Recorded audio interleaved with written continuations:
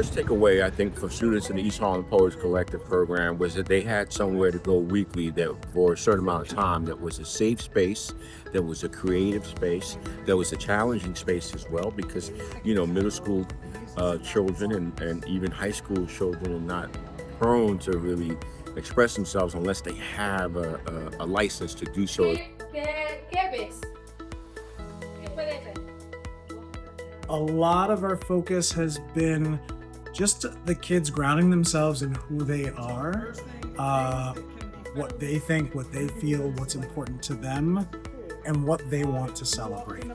I like blackout poems because you could basically write your own poem inside another poem. Getting to know their experiences and just like understanding where they came from.